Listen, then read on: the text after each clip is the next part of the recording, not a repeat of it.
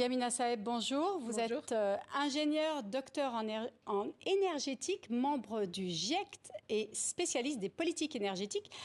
Le projet d'accord rendu public ce lundi appelle à une réduction de la consommation et de la production des énergies fossiles d'une manière juste, ordonnée et équitable, de façon à atteindre le net zéro d'ici avant ou autour de 2050.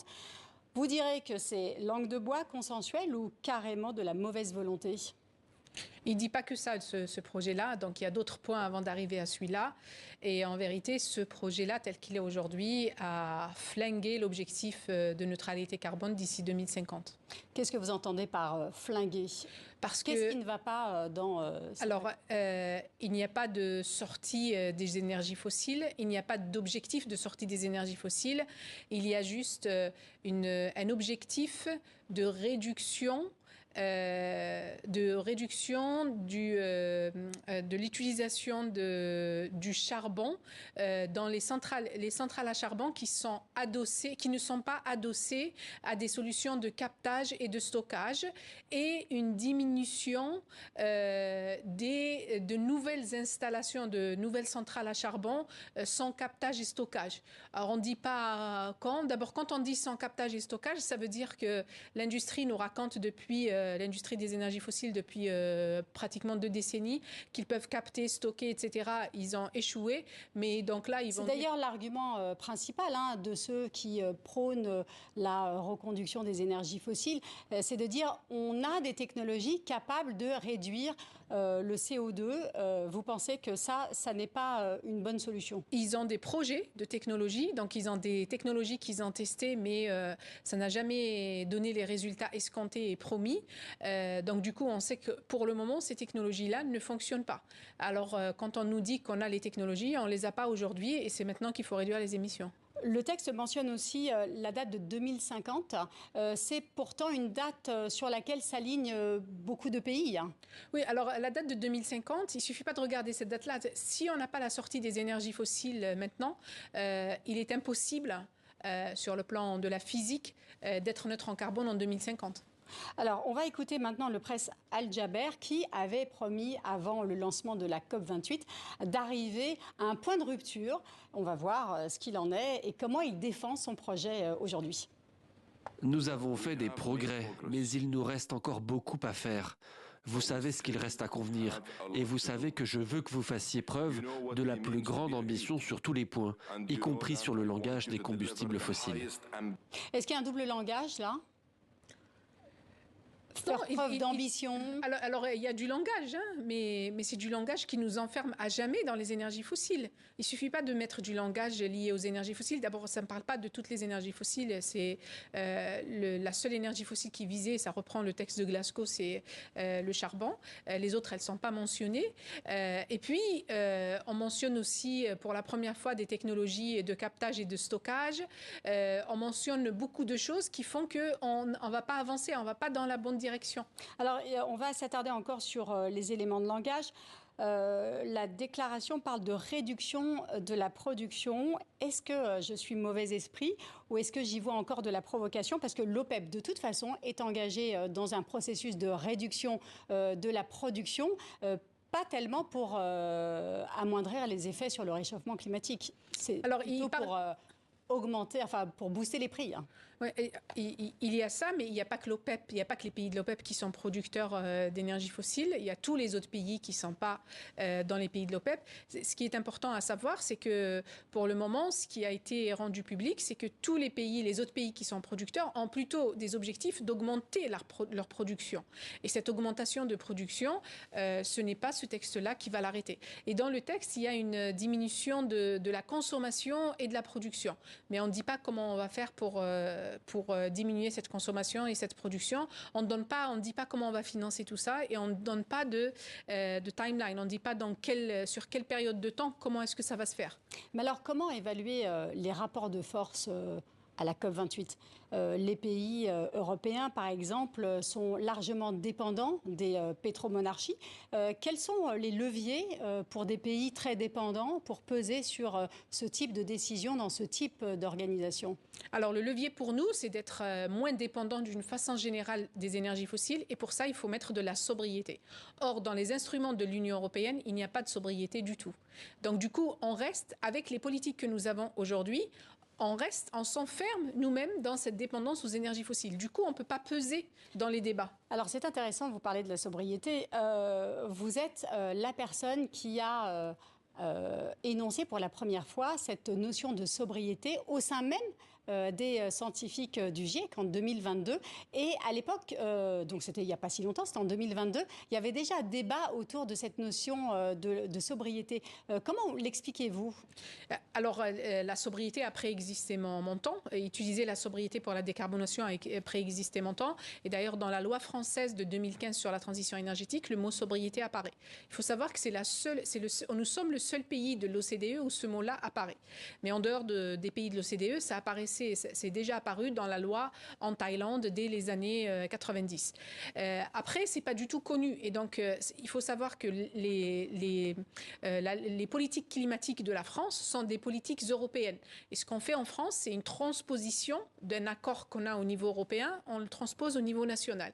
Or, la sobriété n'apparaît dans aucun instrument de l'Union européenne. Donc, du coup, même si nous, on l'a dans la loi, on peut faire mieux que l'accord qu'on a avec les autres Européens. Mais même si nous, on l'a dans la loi, donc on n'est pas allé plus loin que ça. En vérité, j'ai identifié certains éléments de la loi française qui vont à l'encontre de la sobriété. Mais en dehors de la France, où on débat de sobriété, où même le président de la République appelle à mettre en place des plans de sobriété, etc., bon, le gouvernement a fait plutôt des plans de changement de comportement que de sobriété. Oui, alors parce que ça n'existe nulle part ailleurs, ça. Justement, on va en parler de cette notion de sobriété. On a un peu la sensation qu'en France, les pouvoirs publics se saisissent de ce terme pour demander aux usagers et aux consommateurs de réduire leur consommation. Est-ce que c'est ça, la sobriété? Non, ce n'est pas du tout ça, la sobriété. La sobriété, ce sont des politiques de long terme qui créent les conditions pour de nouvelles pratiques sociales. Par exemple, une politique de sobriété, c'est par exemple une politique dans le cadre des transports de mettre en place des pistes cyclables sécurisées et de rendre l'utilisation du vélo ou de la marche à pied accessible pour tous. Ça, ce sont des politiques publiques.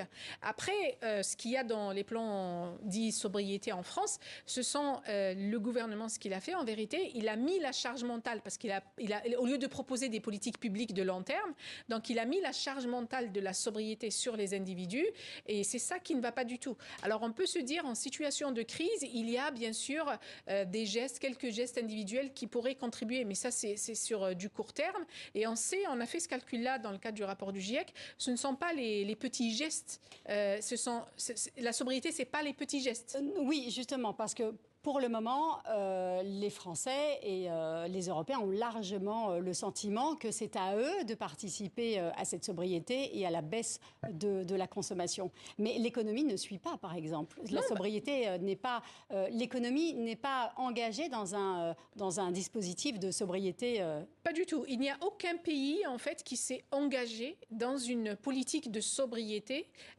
La France est le seul pays, comme je vous le disais, où le mot sobriété apparaît dans la loi sur la transition, mais malheureusement, derrière, il n'y a pas d'instruments qui suivent. Et donc, du coup, mettre la charge mentale de la sobriété sur les citoyens, c'est en fait une grave erreur, parce que les citoyens sont enfermés dans les solutions qui sont mises en place, qui sont autorisées par les politiques publiques. Par exemple, la dépendance à la voiture. Si vous n'avez pas d'autres moyens pour venir au travail que de prendre votre voiture individuelle, eh ben, soit vous prenez votre voiture, soit vous perdez votre job. Et ça, c'est une politique publique qu'il y a derrière. Et comment considérer, par exemple, la fin des voitures thermiques, par exemple? Est-ce que ça peut faire partie d'un programme de sobriété? Alors là, on n'est plus sur la fin des voitures, justement, ça c'est un très bon exemple, l'exemple de la voiture. Donc, nous, citoyens, nous avons un besoin de mobilité. Nous n'avons pas un besoin de voiture. Mais la solution qui nous a été présentée depuis au moins 50 ans à notre besoin de mobilité a été la voiture individuelle. Et donc, du coup, les politiques climatiques focalisent sur la solution qui existe. ne se pose pas la question, est-ce que cette solution-là, c'est la bonne ou pas? Parce que pour régler un problème, il faut s'attaquer aux causes. Donc, on ne s'attaque pas aux causes. Et donc, qu'est-ce qu'on a fait? Dans un premier temps, on a travaillé sur l'amélioration de l'efficacité énergétique de ces voitures-là, la réduction de leurs émissions.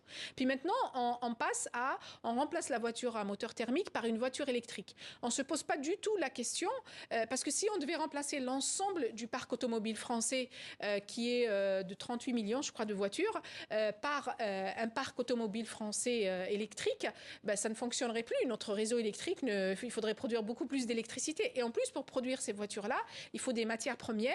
Donc, il faut ouvrir de nouvelles mines. On les ouvre pour le moment ailleurs. Et donc, du coup, on n'a pas la pollution directe. Mais toutes les émissions liées à ces mines-là, en fait, les effets du changement climatique, ils se répartissent partout dans le monde. Et donc, du coup, on ne règle pas du tout le problème. En fait, ce qu'on fait, en faisant ça, ce qui va se produire, c'est qu'on pourra dire, si le plan du gouvernement du président Macron d'avoir 1 million de voitures d'ici la fin du quinquennat fonctionne, on pourra dire qu'on aura réduit peut-être les émissions du transport. Mais qu'est-ce qu'on aura fait en parallèle? On aura en vérité déplacé les émissions du transport vers la production des matières premières, donc l'industrie minière, et vers la production d'électricité. Et du coup, globalement, on n'aura pas réduit les émissions. On n'aura pas réglé le problème. Pour régler le problème, c'est très simple. C'est de ne plus consommer. En fait, vous ne pensez pas que les révolutions technologiques peuvent être la solution au changement climatique? Ce n'est pas que je ne le pense pas. Aujourd'hui, on a les preuves que le technosolutionnisme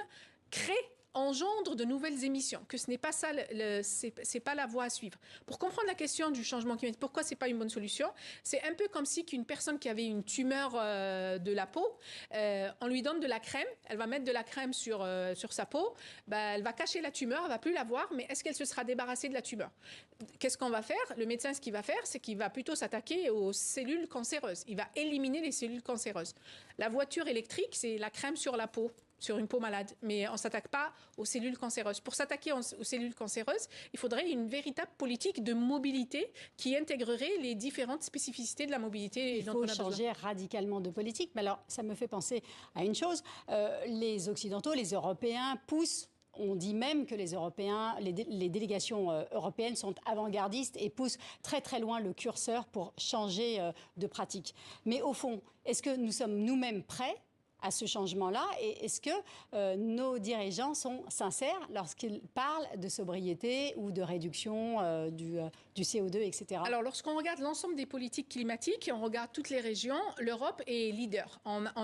Nous sommes la région qui a le plus grand nombre d'instruments, etc. On a l'impression, comme ça, lorsqu'on regarde de loin, on est les moins mauvais élèves, mais on est de mauvais élèves. Quand on est un mauvais élève, même si on est le moins mauvais, on reste mauvais, vous comprenez? Et du coup, ce qu'on fait, parce que dans toutes nos politiques, on ne s'attaque jamais aux causes du problème. On s'attaque toujours aux symptômes. C'est l'exemple de la voiture, par exemple. Et du coup, tant qu'on ne s'attaque pas aux causes, et puis on a aussi connu pour des raisons historiques, en fait, notre industrie s'est déplacée ailleurs pour d'autres raisons. Ce n'était pas à l'origine pour des raisons climatiques. Et du coup, en fait, on a baissé les émissions, les émissions liées à la production des produits et des biens qu'on consomme, voilà, sur le territoire, parce que tout ça, on parle uniquement des émissions qui se produisent sur le territoire, mais l'empreinte carbone, on n'a pas réussi à la baisser parce qu'on continue à importer des produits carbonés. Donc vous voulez dire que la pollution en Chine, en Inde, c'est aussi notre pollution? En partie, oui. En partie. Mais c'est ça le nœud du problème, en fait. C'est que notre objectif de neutralité carbone, par exemple, il est basé uniquement sur nos émissions territoriales d'aujourd'hui. On ne compte même pas nos émissions. Notre empreinte, c'est pas basé sur notre empreinte carbone d'aujourd'hui. Et pire, on ne regarde pas du tout les émissions cumulées passées, nos émissions passées. Or, ce qui fait le changement climatique, ce sont les émissions d'aujourd'hui qui se rajoutent aux émissions passées. Et donc, nous, en nous fixant un objectif de neutralité carbone pour 2050 au niveau européen, en vérité, ce qu'on fait, c'est que en ne prenant pas les émissions cumulées, en vérité, on triche. Oui, mais enfin, il faut bien placer le curseur quelque part. Hein, oui, il faut le placer quelque part, mais il faut tenir compte. Mais alors, il faut le placer à quel moment? Si on prenait en compte les émissions cumulées de l'Union européenne, l'Union des 28, du temps où on était 28, il faudrait qu'on devienne neutre en carbone en 2033. nous et la Grande-Bretagne. 2033, alors que notre objectif est pour 2050. Qu'est-ce que ça veut dire? Ça veut dire que toutes les émissions que l'on va émettre entre 2033 et 2050, en vérité, c'est du budget carbone qui appartient aux autres, aux pays en développement, qu'on est en train de prendre pour nous. Donc, on est en train de coloniser encore plus l'atmosphère. Justement, concernant le financement des pays pauvres face au changement climatique, là, il y a une grande colère de la part des pays insulaires. Ils ne sont pas du tout entendus. Comment faire progresser cette idée que nous sommes responsables de leur situation et qu'il faudra un jour aussi les soutenir et pas qu'un peu? Alors, nous ne sommes pas responsables de leur situation. Nous sommes responsables de la crise climatique. C'est nous qui l'avons causée. C'est les pays qui se sont industrialisés au départ qui l'ont causée. On ne reconnaissant pas ce fait historique, en fait, on refuse, ce n'est pas de les aider, on parle souvent d'aide, lorsqu'on entend les dirigeants politiques, ils parlent d'aide aux pays en développement, ce n'est pas une aide, c'est une dette, on a une dette climatique. L'ONU réclame 300 milliards de dollars par an. Justement, d'ailleurs, à la COP, dans tout le texte là qui a été présenté tout à l'heure, il n'y a pratiquement rien sur le financement parce que nous, on ne veut pas financer, on ne veut pas payer pour cette dette-là. Ce qu'il faudrait, en fait, c'est une banque mondiale du climat, pas la banque mondiale que nous avons aujourd'hui, et dans laquelle ceux qui auraient le moins pollué, ça serait plutôt ceux-là qui auraient le veto au lieu d'avoir les grands pollueurs qui ont le veto aujourd'hui. Merci beaucoup Yamina Saeb d'avoir été l'invitée du 64 minutes.